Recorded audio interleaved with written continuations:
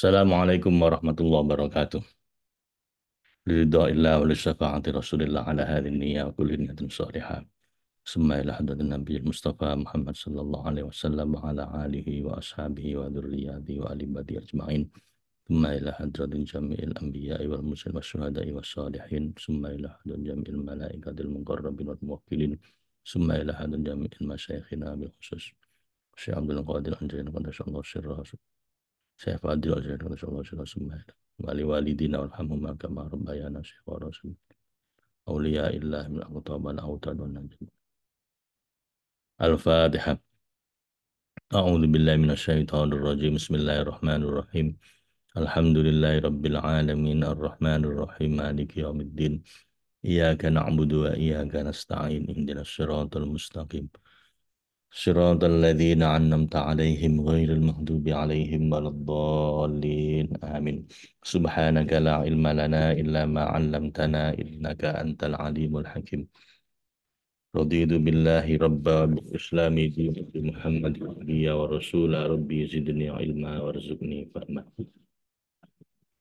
أعوذ بالله من الشيطان الرجيم. بسم الله الرحمن الرحيم. ويسألونك عن ذي القرنين قل سأتلو عليكم منه ذكرا إنا مكنا له في الأرض وآتيناه من كل شيء سببا فأتبع سببا حتى إذا بلغ مغرب الشمس وجدها تغرب في عين حمئة ووجد عندها قوما قلنا يا ذا القرنين إما أن تعذب وإما أن تتخذ فيهم حسنا قال أما من ظلم فسوف نعذبه ثم يرد إلى ربه فيعذبه عذابا نكرا وأما من آمن وعمل صالحا فله جزاء الحسنى وسنقول له من أمرنا يسرا ثم أتبع سببا حتى إذا بلغ مطلع الشمس وجدها تطلع على قوم لم نجعل لهم من دونها سترا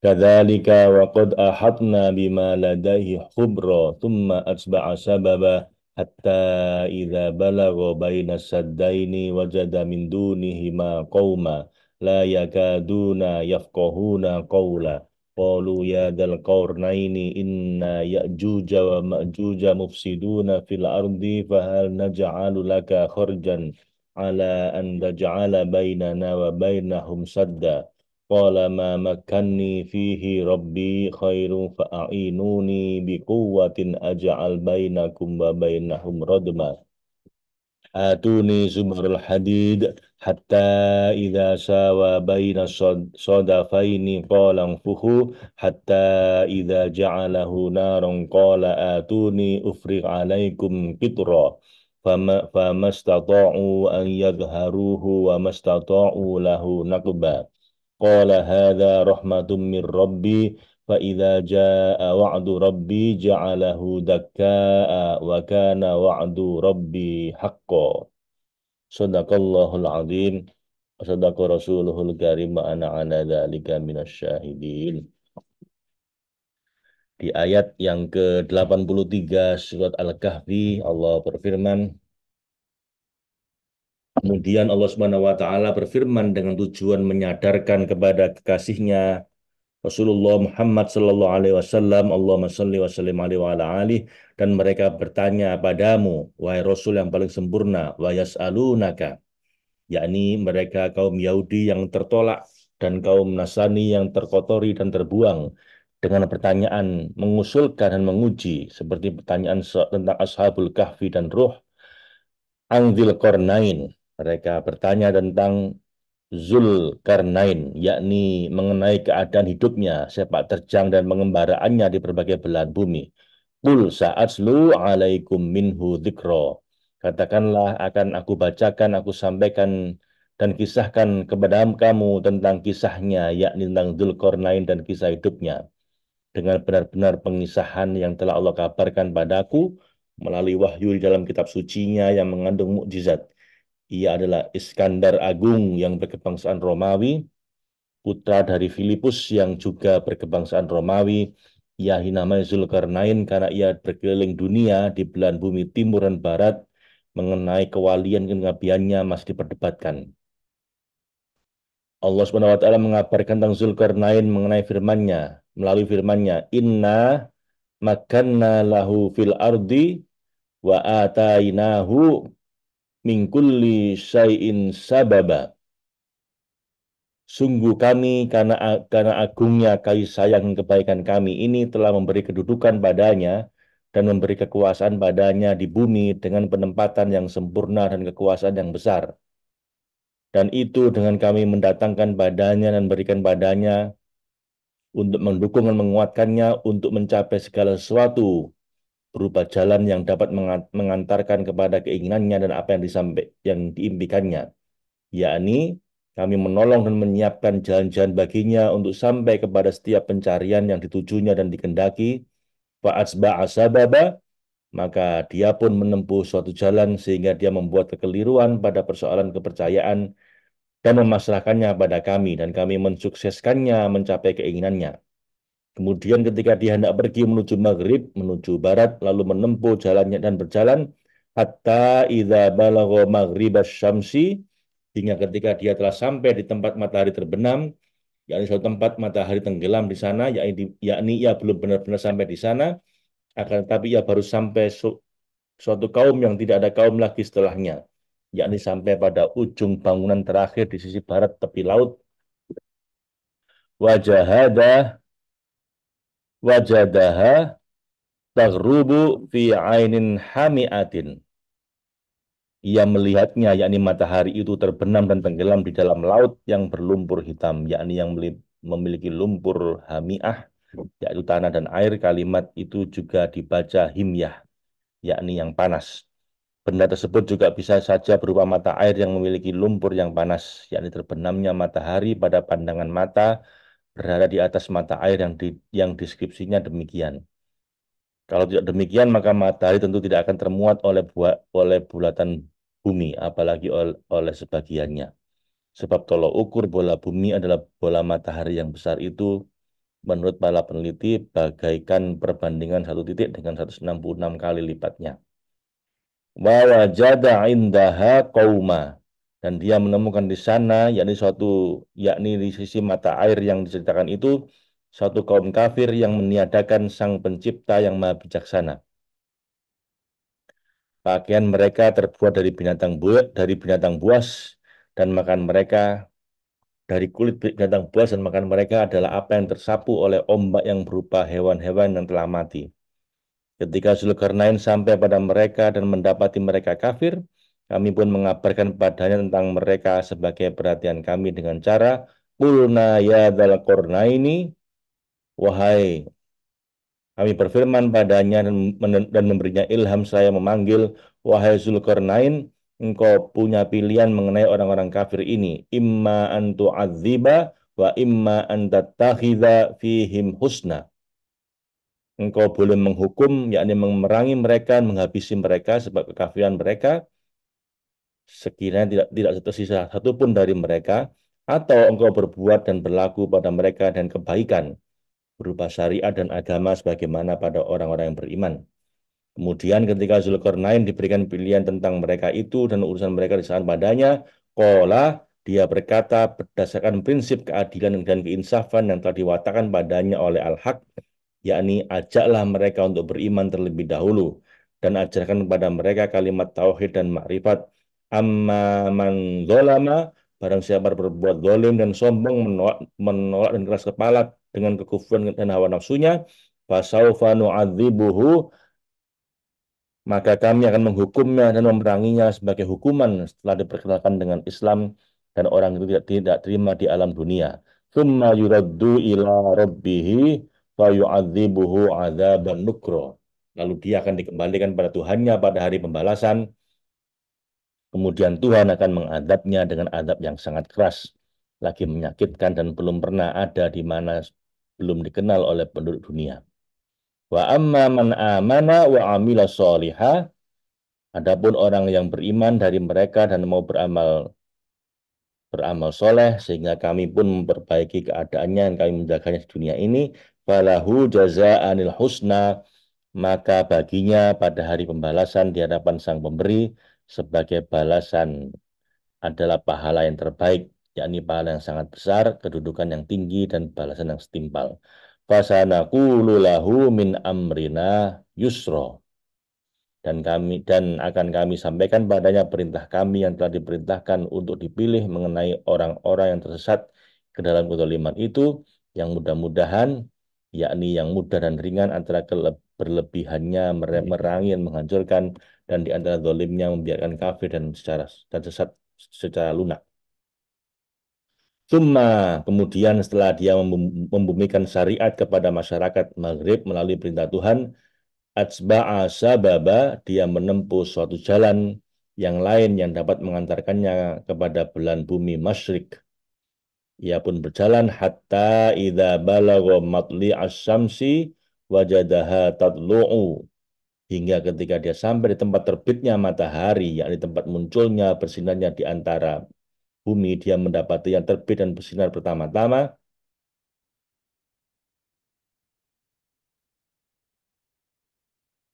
Wajadaha matlu'u ala qaumin lam naj'al lahum min duniha sitsra, kepada suatu kaum yang tidak kami buatkan untuk mereka suatu pelindung, yakni tidak kami buatkan bagi mereka penghalang yang tebal dan penutup yang kuat, supaya menjadi penutup bagi mereka dari panasnya matahari pada saat terbit. Tidak dengan gunung, batu, pepohonan, juga tidak dengan yang lainnya. Mereka justru nomaden, bertelanjang, tidak memakai pakaian sama sekali. Mereka mengintai tempat-tempat dan menjadikan gua-gua kecil dan bukit sebagai ganti dari bangunan-bangunan karena tanah tidak dapat menopang bangunan. Kadzalika, demikian pula, yakni mereka juga orang-orang kafir seperti halnya penduduk Maghrib.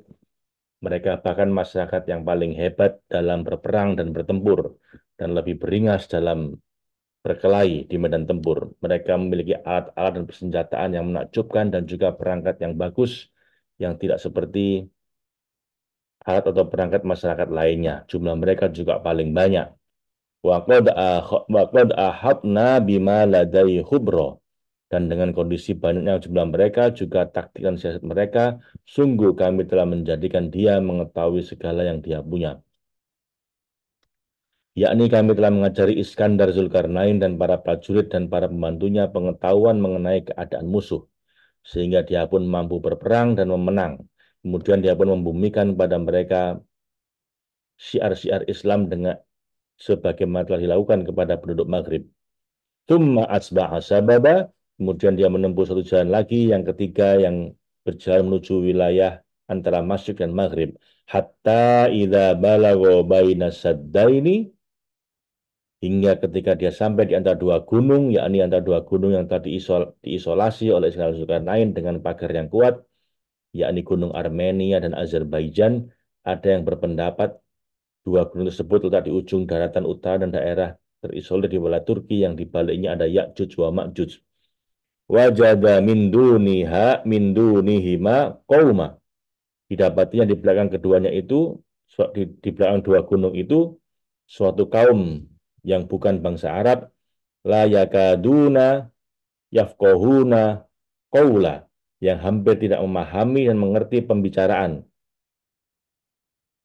yang pada umumnya digunakan. Qalu ya dzal qarnaini, mereka berkata melalui perantara penerjemah, wahai Zulkarnain, kami ini masyarakat yang lemah lagi terzolimi. Kami membutuhkan pertolongan dan bantuanmu supaya engkau mengentaskan kami dari tangan-tangan orang yang zalim itu. Inna ya'juja wa ma'juja mufsiduna fil ard. Sungguh Ya'juj wa Ma'juj merupakan nama dua rumpun kabilah dari bangsa Turki, di mana keduanya berbuat kerusakan di bumi, yakni di tanah ini dengan berbagai kerusakan. Ada yang berpendapat mereka keluar pada musim semi, sehingga mereka tidak membiarkan yang hijau-hijau masih segar kecuali pasti mereka habiskan. Tidak pula yang masih basah kecuali pasti mereka ambil. Ada lagi yang berpendapat mereka juga memakan manusia. Fahal naj'alu laka khurjan ala an taj'ala bainana wa bainahum sadda. Maka bolehkan kami membayarmu imbalan, supaya engkau membuatkan dengan kekuatan dan kekuasaanmu di antara kami dan mereka suatu dinding penghalang yang kuat yang tidak memungkinkan mereka keluar menuju wilayah kami, sehingga kami merasa aman dari kejahatan mereka karena kekuasaanmu. Qala ma makanni fihi rabbi khair.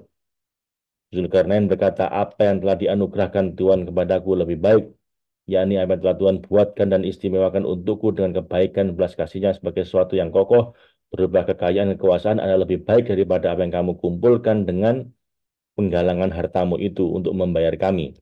Dan semua ini tidak membutuhkan hartamu, akan tetapi membutuhkan pertolongan dan usahamu sebagai bayarannya. Fa'inuni biquwwatin aja'al bainakum wa bainahum rodma.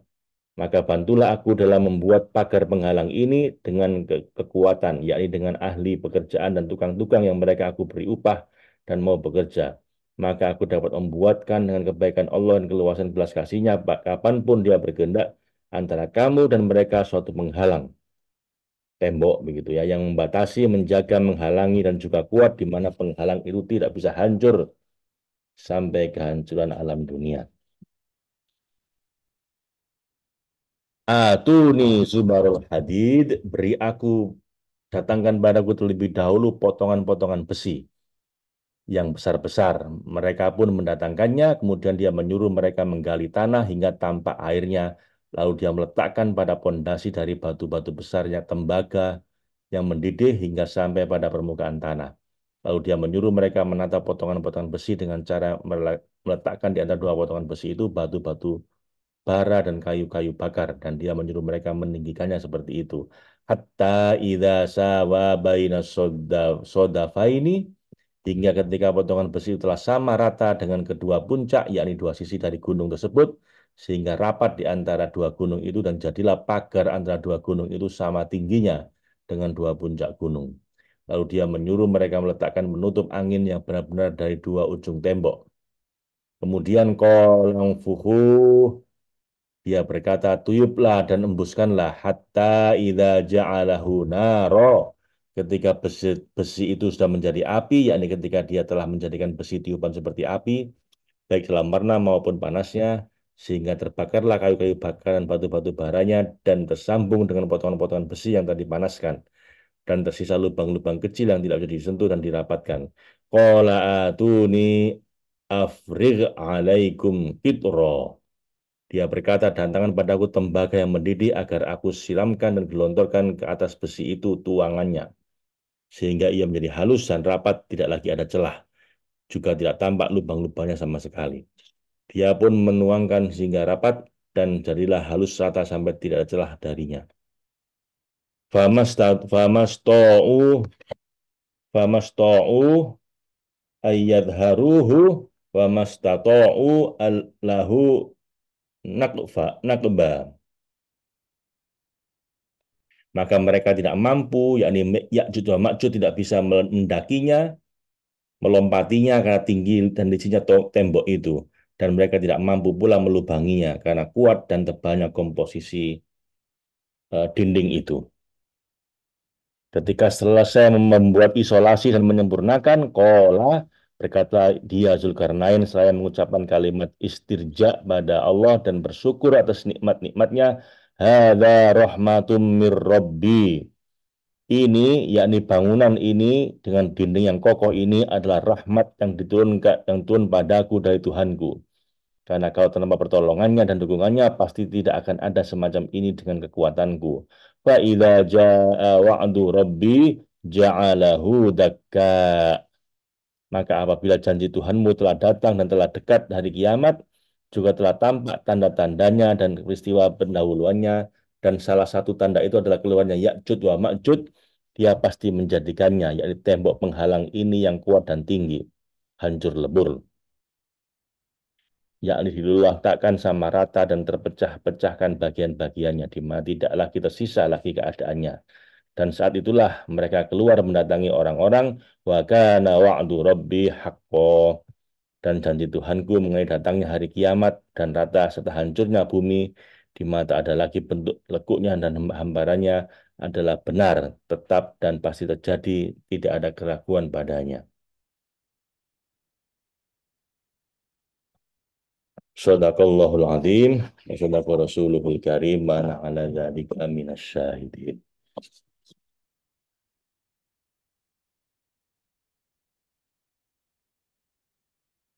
Kita sampai di ayat 98.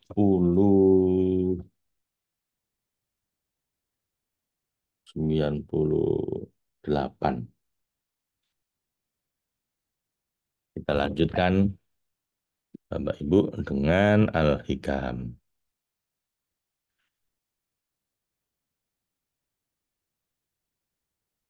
Hikmah yang ke-64. Aurada alaikal warida liyukhrijaka min sijni wuju- wujudika ila fadha'i syuhudik. He made an inspiration come upon you so as to take you out of the prison of your existence into the unlimited space of your contemplation. Allah memberikan karunia ilham atau warid itu untuk melepaskanmu dari penjara keterbatasan dirimu dan terbang menuju angkasa kesaksianmu atau makrifat atas kebesarannya.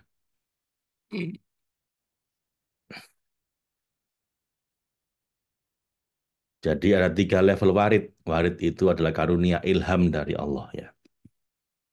Dalam 3 pelajaran berkenaan dengan warid atau karunia Tuhan, yang pertama diberikan padamu supaya engkau ringan melakukan taat ibadah dan mendekat ke hadirat Allah.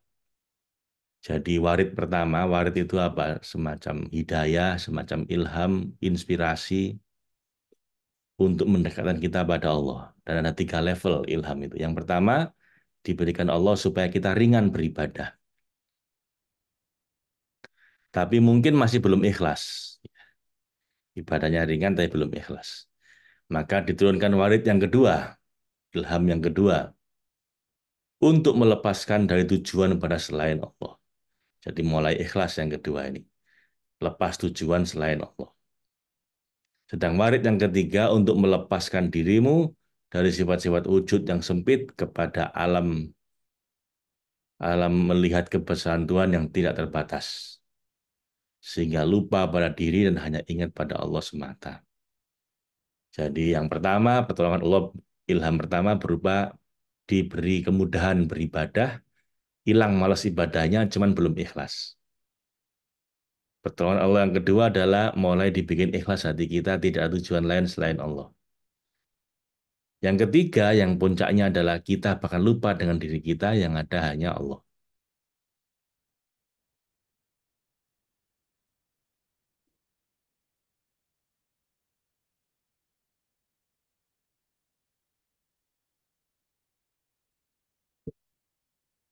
Hikmah yang ke-65. Al-anwaru mutoyal qulubi wal asror. Lights are the riding mounts of hearts and of their innermost center. Cahaya-cahaya iman, keyakinan, dan zikir itu adalah kendaraan yang akan mengantarkan hati manusia ke hadirat Allah dan menerima segala rahasianya atau asror dari Allah. Jadi Allah menurunkan cahayanya untuk mengantarkan hati manusia menuju ke hadiratnya untuk bisa melihat asror, melihat menyaksikan rahasia-rahasia darinya. Makanya Allah nurus samawati wal ardnya. Allah lah cahaya langit dan bumi. Setelah lewat cahayanya itulah kita diberi petunjuk, kita diajak oleh Allah untuk melihat berbagai macam rahasia. Dengan cahaya-cahaya itulah mengantarkan hati manusia ke hadirat Allah. Ya. Ini sering kita bacakan doanya. Rabbana atsmim lana nurona. Ya Allah, sempurnakanlah untuk kami cahayamu dari kami. Cahaya darimu untuk kami. Cahaya apa saja? Cahaya petunjukmu, cahaya bimbinganmu, cahaya ampunanmu, cahaya kebahagiaan, ketentraman batin darimu, cahaya keberlimpahan, kekayaan darimu, semua. cahaya iman, keyakinan, dan zikir darimu ya Allah. Sempurnakanlah cahayamu itu untuk kami. Rabbana asmim lana nurona waghfir lana, ampunkanlah kami, innaka ala kulli syai'in qadir, karena engkaulah yang maha berkuasa atas segala sesuatu. An-nuru, an-nuru jundul qalbi, kama anna dzulmata jundun nafsi. Fa'idha aradallahu ayyang sura abdahu amaddahu bijunudil anwar wa qata'a anhu mudadadzulmi wal aghyar. Light is the army of the heart, just as darkness is the army of the soul. So when God wished to come to the help of his servant, he furnished him with armies of lights and cuts off from him the reinforcements of darkness and alterities.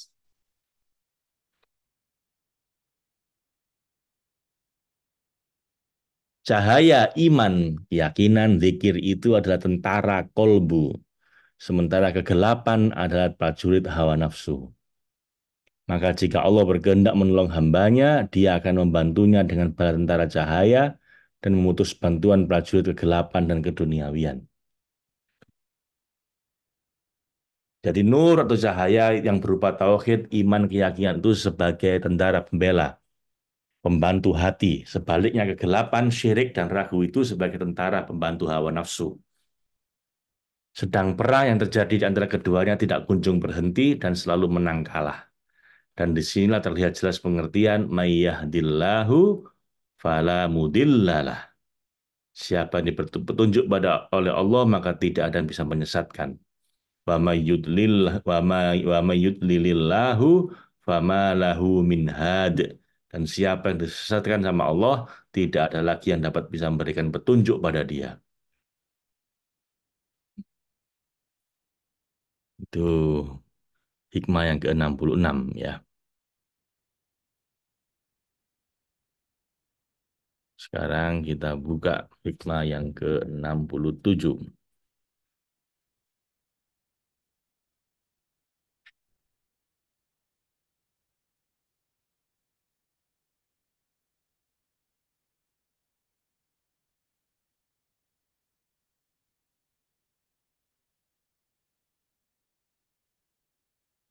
Hikmah yang ke-67.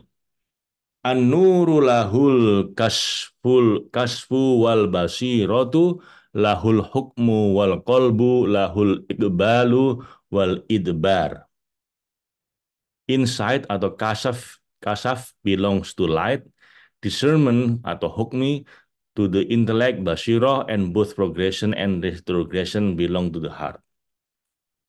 Cahaya atau nur bisa menyingkap kegelapan, mata hati basirah bisa mengenali kebenaran. Jadi cahaya yang dikirim oleh Allah itu bisa menyingkap kegelapan, sementara basirah, penglihatan batin kita bisa mengenali kebenaran, maka terserah hati atau kolbu yang mau menerima atau tidak.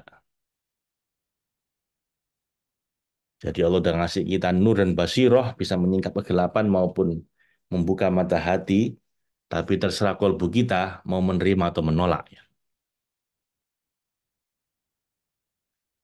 La la tufrihka la tufrihka ta'atu li'annaha barozat minka wa afroh biha li'annaha barozat minallahi ilaik. Qul bi fadlillahi wa bi rahmatihi fabidzalika falyafrahu huwa khairum mimma yajma'un. Let not obedience make you joyous because it comes from you, but rather be joyous over it because it comes from God to you. Say, in the grace of God and in his mercy, in that they should rejoice. It is better than that which they hoard. Janganlah senang lantaran kau bisa melakukan ibadah ketaatan, tapi senanglah karena ketaatan itu dikaruniakan Allah padamu. Jadi ketika kita berbuat ibadah, ketaatan, kebaikan, jangan senang merasa senang karena Anda telah berbuat kebaikan. Bahwa saya telah berbuat kebaikan. Nggak usah senang, nggak begitu. Tapi bahagialah karena Allah telah mengkaruniakan hidayah pada kita, mengkaruniakan ketaatan ini pada kita. Sebagaimana firman Allah dalam surat Yunus ayat ke-58, "Qul bi fadlillahi wa bi rahmatihi fabidzalika falyafrahu." Katakan atas karunia dan rahmat Allah lah hendaknya mereka bergembira. Rahmat dan karunia Allah itu lebih baik dari apapun yang mereka kumpulkan. Jadi bergembiralah karena karunia dari Allah, bukan karena kehebatan amal kita. Gembira atas perbuatan taat itu jika karena merasa mendapat kehormatan, karunia, dan rahmat dari Allah sehingga dapat melakukan taat. Dan kayak demikian itu maka baik. Sebaliknya jika kita gembira karena merasa diri kita sudah kuat dan sanggup melaksanakan taat, maka itu menimbulkan sombong dan ujub dan bangga yang akan membinasakan amal taat itu. Sama-sama beramal baik, beramal ketaatan, yang satu merasa bahwa ini semua karunia dari Allah, satu lagi merasa pede bahwa saya telah melakukan perbuatan baik. Yang pede ini apa ya Bu, cenderung akan ujub, sombong. Sementara yang merasa ini karunia dari Allah, kita akan merasa rendah hati. Jadi makanya niatnya orang mukmin itu lebih penting dibanding amalnya Bapak Ibu. Amalnya sama, bisa beda jauh hasilnya ya. Koto as-sairina lahu wal wasilina ilaih ar-ru'yati a'malihim wa syuhudi ahwalihim amma sairuna fali annahum lam yatahaqqaqu sidqa ma'allahi fiha wa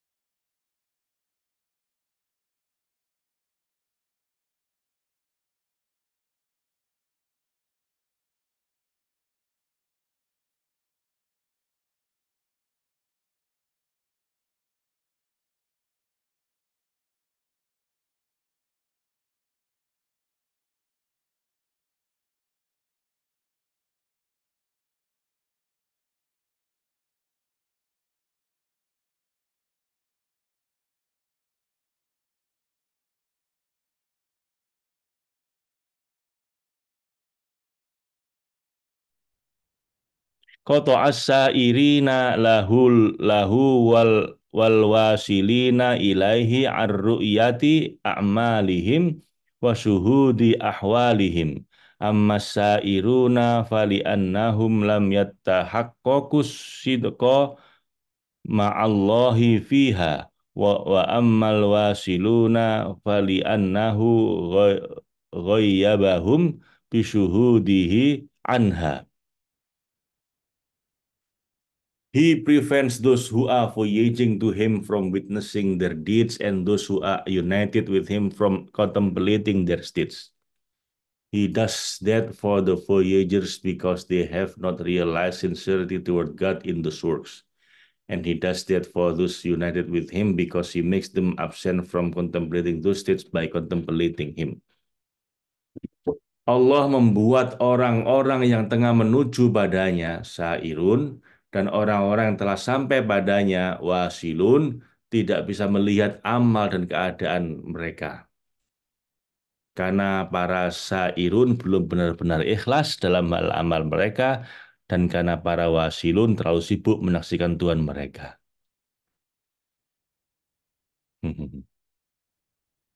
Ya, ya, ya. Sairun itu orang sedang berjalan menuju Allah ya. Sehingga bila ada perbuatan diri, maka itu hanya karunia taufik dari Allah semata. Tanda bahwa Allah telah memberikan taufik hidayat bagi seorang hamba apabila disibukkan hamba itu dengan amal perbuatan taat. Tapi diputuskan dari rasa ujub dan bangga dengan amal perbuatan dia. Karena merasa belum tepat mengerjakannya. Atau karena merasa bahwa perbuatan semata-mata karunia Allah. Sedang ia sendiri merasa tidak berdaya untuk melaksanakan andaikan tiada karunia dan rahmat dari Allah. Jadi orang berjalan menuju Allah ini dibikin Allah lupa dengan amalnya supaya ikhlas ya.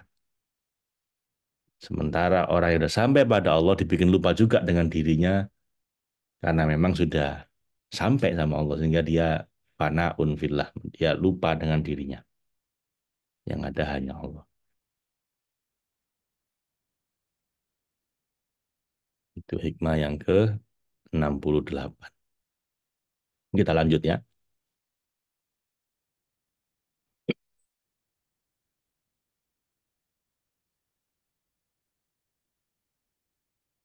Dengan hikmah yang ke-69.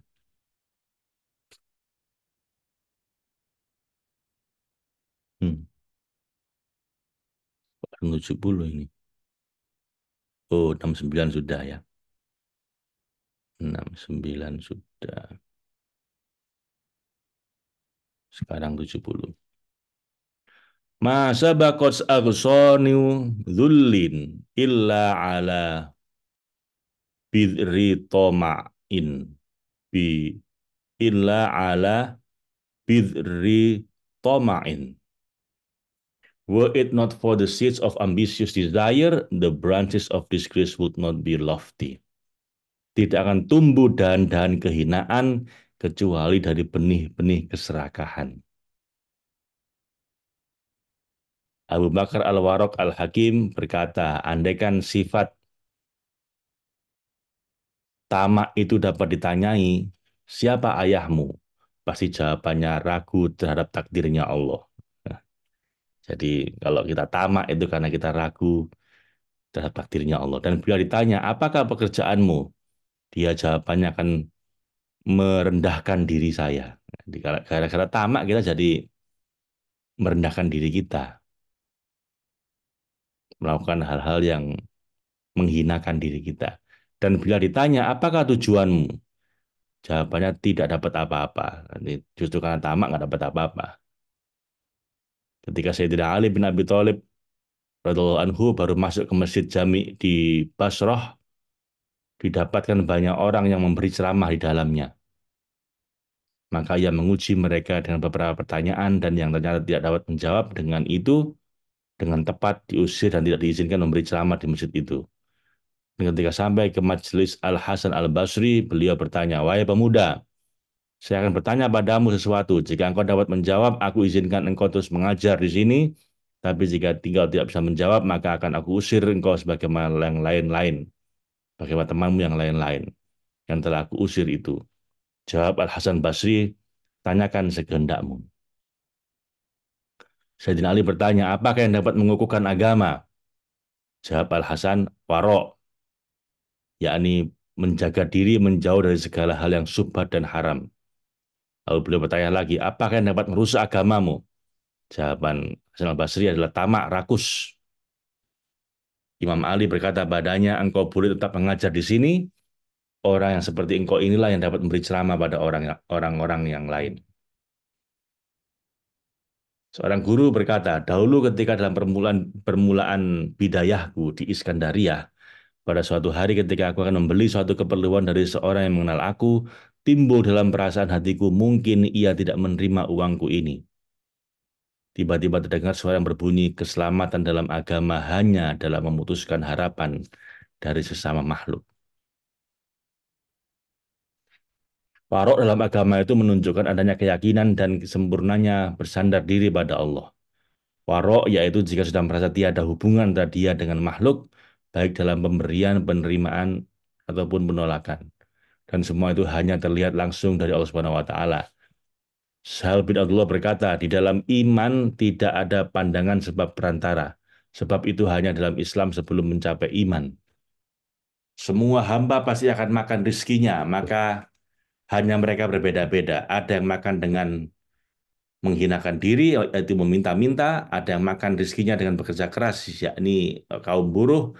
Ada yang makan rizkinya dengan menunggu, yakni pedagang yang menunggu lakunya barang. Adapun yang makan rezekinya dengan rasa mulia, yaitu para sufi yang merasa tidak ada perantara dengan Tuhan. Semua dapat rezeki, cuma cara dapat rezekinya beda-beda. Ada yang dengan menghinakan diri, ada yang dengan ngejar-ngejar, ada yang nggak baik ngejar datang sendiri. Ini saya kasih bahasan tentang psikologi serakah ini dari Harvard Business Review ini. Judulnya I Was Greedy Too. The Psychology of Greed. Dalam artikel itu dari Harvard, Bapak Ibu, ada penjelasan Freud. Freud ini bapaknya para psikolog, tokoh psikologi analisa. Tiga macam keserakahan. Yang pertama oral greed, serakah makan. Serakah makan ini kalau apa mewujud dalam pekerjaan itu menjadi korupsi atau mencaplok haknya orang lain. Ada anal greed, nah, serakah belanja. Anal itu kan apa tempat BAB gitu ya, keluar. Kalau ini serakah makan, ini serakah keluar. Nah, apa itu? Serakah belanja. Jadi spending, overspending. Hasad menghabiskan uang. Ini kayak Imelda Marcos. Contohnya begitu. Beli sepatu sampai ribuan. Falik greed, ini falik itu kelamin ya. Serakah mengalahkan. Mau menghabisi lawan. Jadi nomor satu. Berperang dan lain-lain. Jadi kita semua dikuasai oleh tiga macam keserakahan. Oral greed, anal greed, falik greed. Serakahnya ingin menghabiskan, korupsi, ngambil-ngambil, makan, mencaplok. Serakahnya serakah membelanjakan, spending, menghabiskan uang, atau serakah dalam hal konflik, dalam hal ingin mengalahkan orang lain, ingin jadi yang terbaik di antara orang lain, ingin mendominasi. Nah, ini kalau katanya Melanie Klein, uang itu kotoran atau filthy rich. Nah, there is an existential connection between our mortality and our desperation to acquire good things.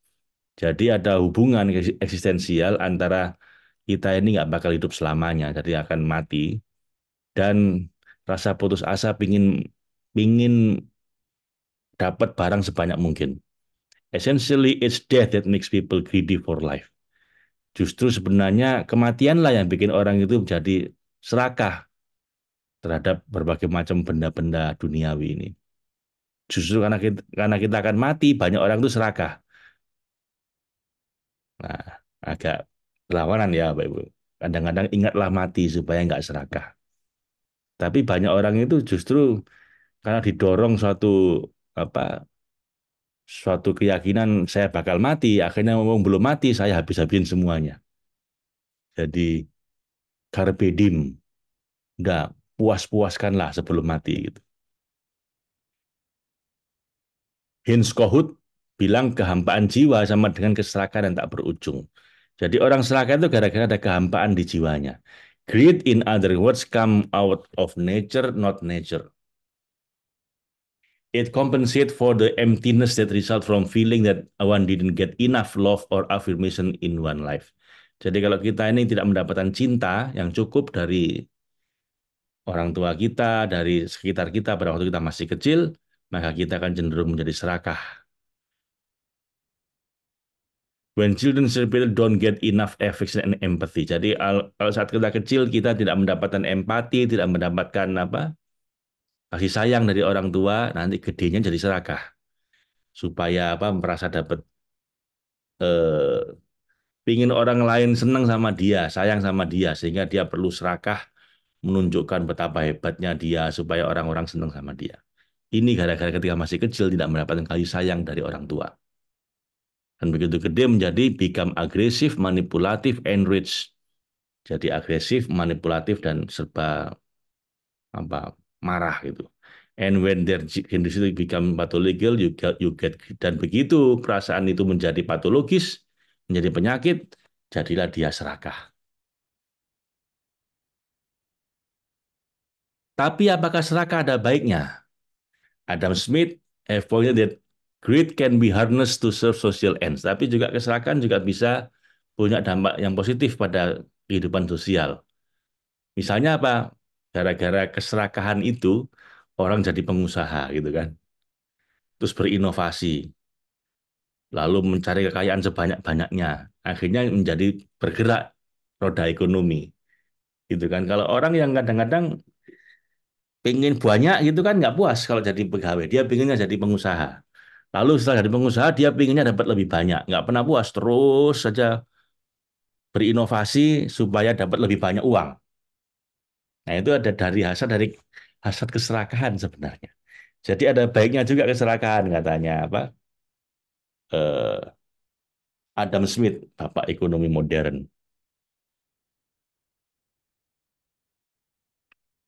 Tinggal kita kita harus ukur sampai sebatas mana keserakahan yang sehat. Dalam tanda petik keserakahan ya. Jadi tidak pernah puas. Dan mana keserakahan yang merusak. Lah itu harus kita ukur.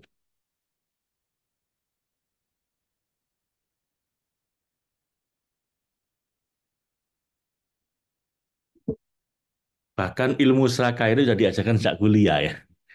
As our greed grew, the institution that traditionally temper our baser instinct began to amplify them. Jadi justru ketika kita masuk kuliah, harusnya ini institusi yang membuat keserakahan kita itu jinak, ini malah dibikin keserakahan kita itu malah makin lama makin gede. We increase our emphasis on vocational education, particularly the very practical art of finance, marketing, and management, discipline that full the drive of for material gain. Jadi di kampus-kampus itu mah diajarin tentang ilmu tentang masalah keuangan, marketing, manajemen, yang justru membuat orang itu terdorong untuk dapat uang sebanyak mungkin gitu kan. But if all education is subordinated to the purely practical, when do young people explore and develop their values and see their expression in a larger context? Jadi kalau pendidikan seperti itu, bagaimana nih anak-anak muda kita ini? Makin lama makin serakah nanti. Maka ini ada beberapa solusi bagaimana cara mengendalikan keserakahan kita. Jadi kita ini punya bawaan lahir serakah. Pingin lebih, pingin lebih, pingin lebih gitu kan. Udah dapat A, pingin B, dapat B, pingin C. Dan di mana itu justru distimulasi ketika kita kuliah, diajari ilmu-ilmu tentang bagaimana supaya dapat uang lebih banyak gitu kan. Lah, gimana cara mengendalikan ini? Dia bilang, educated people in that day discipline mean training or an order way of life. Jadi mulailah disiplinkan diri kita, mendisiplin diri kita untuk merasa cukup. Ya, warok, konaah. Jadi merasa cukup dengan yang ada, nggak merasa kurang terus. Itu dengan penuh disiplin. Yang kedua, supaya keserakan kita ini tidak merajalela, harus diseimbangkan antara nafsu, akal, dan kolbu. Train themselves to be aware of their baser instincts such as greed and have integrated them into their personalities in a way that creates order and meaning. Jadi ya sudah, memang keserakahan itu bakat bakat lahir kita ya. Memang watak nafsu kita. Orang ingin nambah-nambah terus itu. Tapi, nah, kita perlu mengendalikan nafsu itu di bawah kendali akal dan kolbu. Akal itu pengendalinya, kolbu itu suara hati yang murni dari Tuhan. Jadi ada nafsu, nafsu itu unsur hewani manusia, di mana sifat aslinya adalah serakah, ingin yang dapat lebih-lebih terus. Lalu ada kolbu, kolbu itu suara ilham dari Tuhan. Nah, di tengah-tengahnya ada namanya akal. Akal yang menjadi hakim bagaimana supaya nafsu nurut sama kolbu. Kalau dalam Sigmund Freud ada id, superego, ego. Id itu adalah nafsu, keserakahan, ingin mengalahkan orang lain, nafsu lawama, nafsu ammaro bisu. Ya, jadi ada dua nafsu. Nafsu yang inginnya adalah kepuasan berupa makan, hubungan apa suami istri atau seksual dan lain-lain. Ini nafsu lawama. Kalau ada nafsu ammaro bisu itu nafsu yang inginnya menyakiti orang lain, konflik bahkan membunuh orang lain, agresi. Nah, dua nafsu ini akan cenderung terus pingin nambah, pingin nambah, nggak pernah puas. Sementara ada di sisi yang lain ada super ego atau kolbu, ini bisikan-bisikan suara nurani yang diberikan sama Allah berupa ilham-ilham menuju kebaikan. Ini perang terus antara nafsu sama hati nurani. Nah, yang menjadi hakim, yang menjadi pengendalinya, menjadi moderatornya itu namanya akal.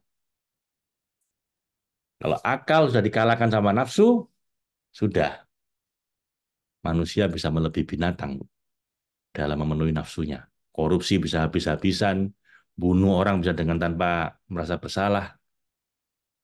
Itu kalau nafsu nggak ada kontrol dari akal. Sementara kalau berlebihan juga nuraninya, nafsunya dimatikan, nggak jadi manusia nanti. Jadi malaikat. Peradaban dunia jadi nggak maju karena cenderung nggak ingin bangun peradaban, cenderungnya pinginnya takarrub ilallah berupa ibadah dan lain-lain. Nah, makanya dua-duanya perlu, Bu. Nafsu ini untuk bangun peradaban juga, bangun dunia biar supaya jadi bagus, indah kayak sekarang ini kan ada, karena ada nafsu. Tapi kalau berlebihan, rusak semuanya. Semua yang berlebihan itu berbahaya. Hati nurani juga begitu, dia pengontrol yang baik, mengendalikan supaya kita berjalan sesuai dengan hati nurani. Tapi kalau ini terlalu besar sampai mematikan nafsu, lah jadi manusia nanti. Kemanusiaannya hilang. Makanya perlu pihak ketiga yang menengahi namanya akal atau ego katanya Freud. He argued that our missions is to make unconscious conscious so that we can sublimate our instinct to the greater good. Where it was, he wrote, their ego shall be. Nah ini dari bapak yang bikin teori tiga macam ini Bapak Ibu. Sigmund Freud dia bilang bahwa misinya adalah membuat yang awalnya tidak Anda sadari jadi Anda sadari. Karena begitu Anda sadari, Anda akan bisa mengubah nafsu instingtif yang cenderung berusaha itu menjadi greater good, menjadi sesuatu yang punya kebaikan besar pada manusia. Misalnya entrepreneur, pengusaha, itu kan berawal dari nafsu ingin dapat uang sebanyak mungkin. Tapi kalau ini terkendali jadi baik, kenapa? Ya jadi ada perusahaan, ada gaji pegawai, karyawan, bikin produk yang bermanfaat buat orang banyak. Jadi kalau ini di channeling, diarahkan ke yang benar, jadi hal yang positif. Tapi kalau nggak benar, jadi merusak.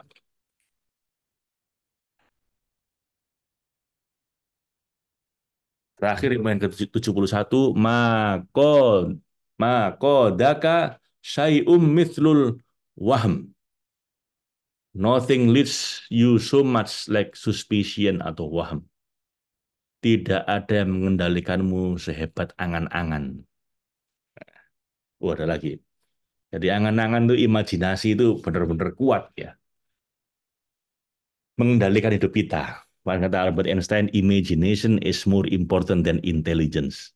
Jadi kemampuan kita mengimajinasi itu lebih penting dibanding kecerdasan kita. Nah, imajinasi itu bisa dua, bisa negatif, bisa positif. Dua-duanya powerful. Imajinasi negatif bisa sangat merusak, imajinasi positif bisa sangat membangun. Anta hurrum mimma anta anhu ayisun wa abdul lima anta lahu tomiun. In your despairing you are the free man, but in your coveting you are a slave. Engkau merdeka dari segala hal yang tidak engkau inginkan, dan engkau akan menjadi budak dari segala sesuatu yang engkau idam-idamkan. Kalau kita nggak ingin sesuatu, ya kita merdeka dari hal itu. Tapi begitu kita ingin sesuatu, ya jadi budaknya. Gampangannya kalau ada jatuh cinta sama seorang. Ya.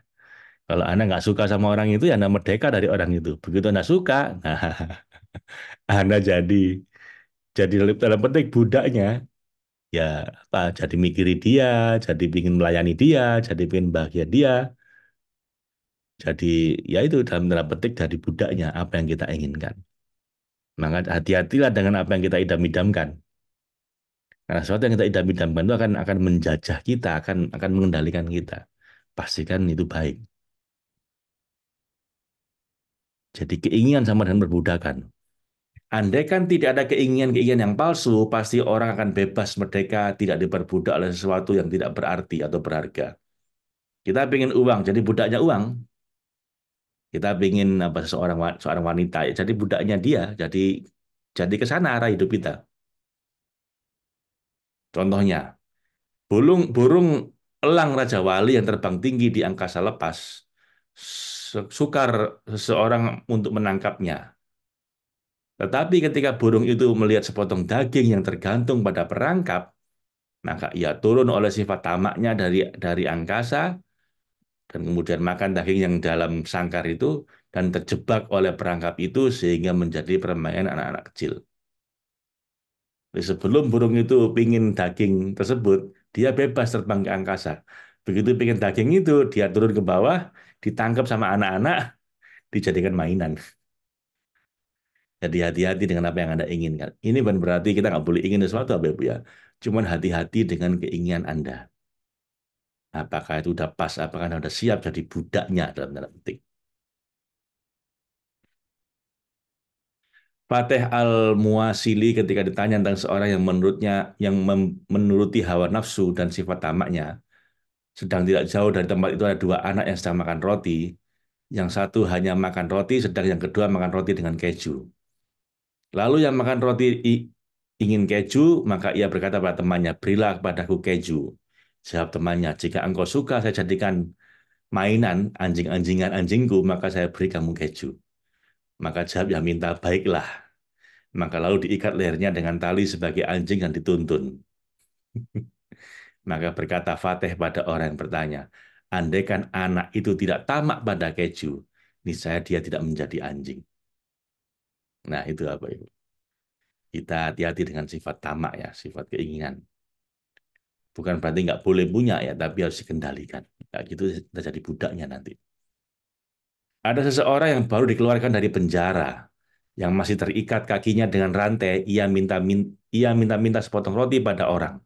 Maka dikatakan oleh orang yang dimintai, andaikan sejak dahulu engkau terima dengan sepotong roti, maka tidak akan terikat kakimu di penjara. Kan dia di penjara gara-gara sifat serakahnya. Ingin punya orang lain, akhirnya ngerampok, mencuri, akhirnya di penjara. Seandainya nggak bikin aneh-aneh, ya nggak di penjara. Ada seorang melihat seorang hakim sedang makan dari reruntuhan buah yang jatuh di sungai.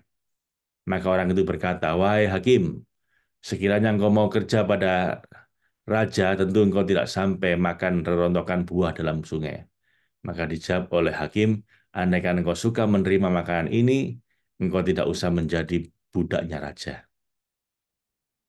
Hakim di sini bukan hakim di pengadilan, tapi seorang yang bijak ya. Ada seorang bijak yang makannya itu dari buah-buahan yang jatuh. Sampaikan sama orang, ngapain kamu makan dari buah yang jatuh? Kan kamu bisa kerja pada raja misalnya. Dan dia bilang, kalau kamu nggak kerja pada raja, kamu nggak perlu jadi buruhnya raja.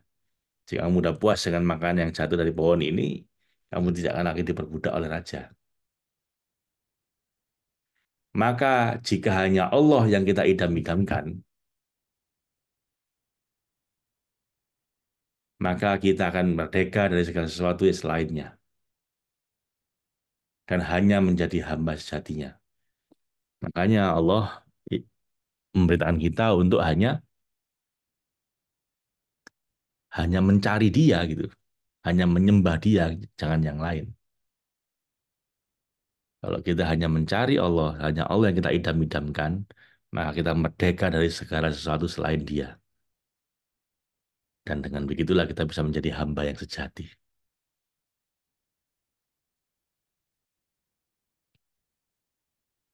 Allahumma arhamna bil Qur'an waj'alhu lana imama wa nura wa huda wa rahmah. Allahumma dzakirna minhu ma nasina wa 'allimna minhu ma jahilna warzuqna tilawatahu ana al-laili wa adrafan nahar waj'alhu lana hujjatan ya rabbal alamin. Assalamualaikum warahmatullahi wabarakatuh.